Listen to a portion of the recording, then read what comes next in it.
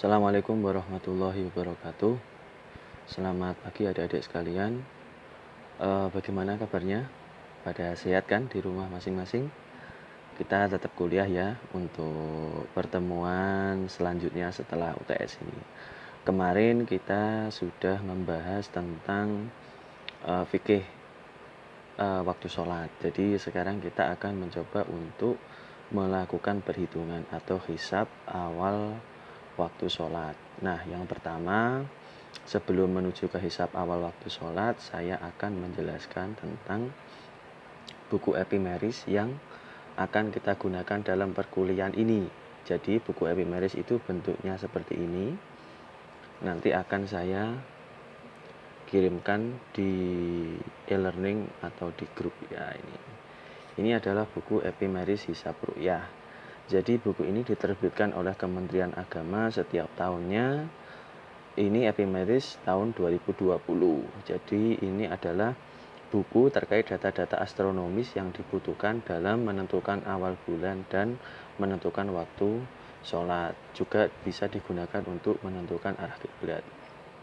Karena kita sekarang berbicara tentang penentuan awal waktu sholat, maka kita akan belajar tentang penggunaan buku epimeris ini dalam menghitung awal waktu sholat. Sekarang coba kita lihat dulu buku epimeris seperti apa. Nah, ini buku epimerisnya. Ini adalah data-data tiap hari. Ini tanggal 15 Mei. Untuk hari ini tanggal 26 Oktober 2020. Nah, ini 26 Oktober. Nah, ini adalah di sini ada menu jam. Jam ini adalah tidak berbasis pada waktu Indonesia Barat, tapi berbasis pada Greenwich Mean Time atau GMT. Jadi kalau di kita itu sekarang adalah di waktu Indonesia Barat adalah GMT plus 7, maka kita kalau mencari data di sini berarti mencari data jam 12 siang seumpama berarti 12 dikurangi 7 yaitu jam 5. Seumpama kita berada di Indonesia Barat, di daerah Sulawesi atau di daerah Bali, daerah mana itu Nusa Tenggara, di situ kan GMT plus 8. Maka di sana kalau mencari di sini jam 12 siang, maka 12 dikurangi 8 yaitu jam 4. Nah, yang kita butuhkan untuk menghitung awal waktu sholat adalah yang pertama deklinasi, ini 5 ya. Jam 5 ini deklinasi ada apparent declination ini. Nah, ini apparent declination itu yang kita cari. Yang kedua adalah equation of time. Cuma ini aja yang kita butuhkan datanya. Nah, sekarang kita akan mencoba untuk menghitung awal waktu sholat zuhur. Nah, kemarin sudah dibahas, ada rumusnya sedikit di mana di slide yang sudah saya bagikan. Sekarang kita coba untuk menghitung. Di sini saya menggunakan Samsung Note saja. Ini saja. Nah, ini awal waktu sholat zuhur.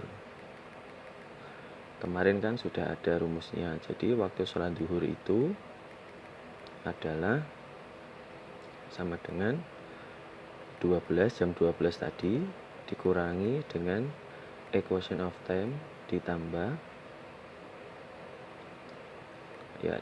dengan koreksi waktu daerah atau bujur daerah dikurangi dengan bujur tempat.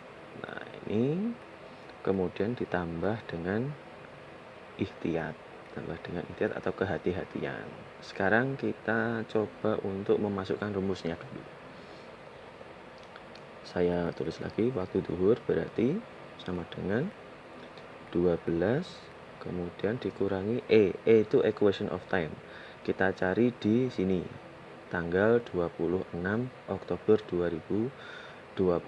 Nah, kita cari di jam 5 karena kita GMT plus 7. Di Semarang itu waktu Indonesia bagian barat. Nanti kalau adik-adik ada yang berada di daerah waktu Indonesia Tengah berarti jam 4 ya, karena 12 dikurangi 8. Ini kita cari terus, equation of time-nya adalah ini ketemu 16 menit 5 detik. Jadi 16 menit 5 detik itu adalah equation of time. Jadi 12 dikurangi, cara menulisnya ya, 0 derajat atau 0 derajat 16 menit kemudian 5 detik. Nah ini oke, kemudian ditambah dengan bujur daerah. Bujur daerahnya berapa? Bujur daerah waktu Indonesia Barat itu adalah 105 derajat. Kalau waktu Indonesia Tengah itu 120. Kalau waktu Indonesia Timur adalah 135, ditambah 15 terus. Ini kalau waktu Indonesia Barat adalah 105 dikurangi dengan bujur daerah Semarang. Bujur daerah Semarang adalah 110 derajat 24 menit. Nah ini. Kemudian kita bagi dengan 15. Kenapa bagi 15? Karena untuk menyesuaikan satuan derajat menjadi satuan jam.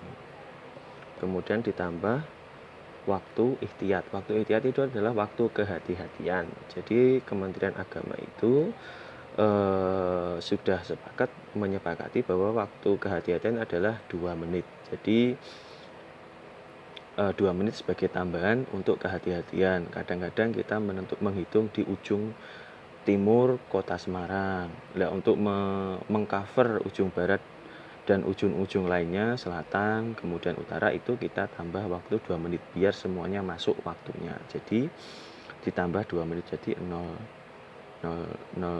jam, kemudian 2 menit. Nah ini adalah rumus waktu sholat duhur. Kemudian baru kita hitung. Nah, kita hitung waktunya. Kita hitung di kalkulator. Nah ini saya matikan dulu ininya, kameranya. Ya, coba kita hitung 12 derajat tadi ya, dikurangi 16 menit ya, equation of time-nya berarti 0 derajat 16 menit 5 detik.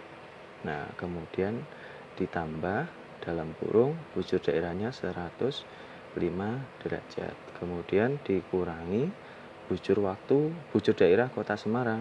Bujurnya Semarang adalah 110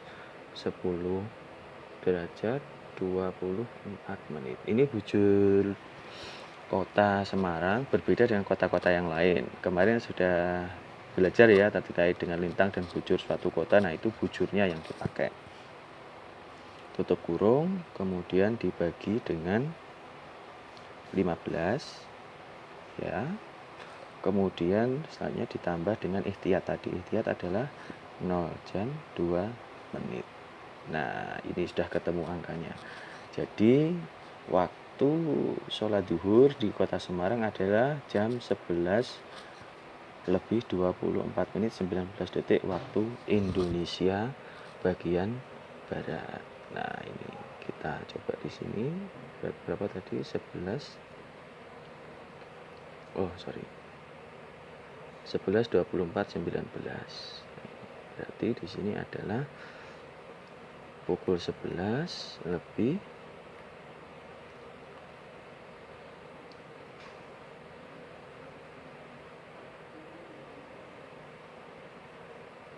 24 19 ya.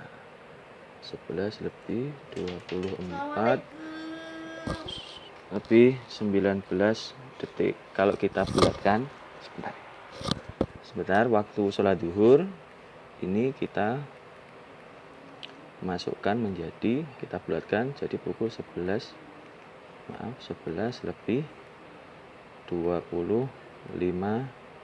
menit waktu Indonesia Barat. Nah ini adalah bagaimana cara kita menghitung waktu sholat duhur di wilayah kota Semarang. Nah sekarang tugasnya adik-adik silakan dicoba untuk menghitung waktu sholat duhur di wilayahnya masing-masing. Jadi Jadi penjelasannya seperti ini. Untuk bukunya saya kirim di grup, kemudian untuk absensi dan sebagainya nanti bisa dilakukan di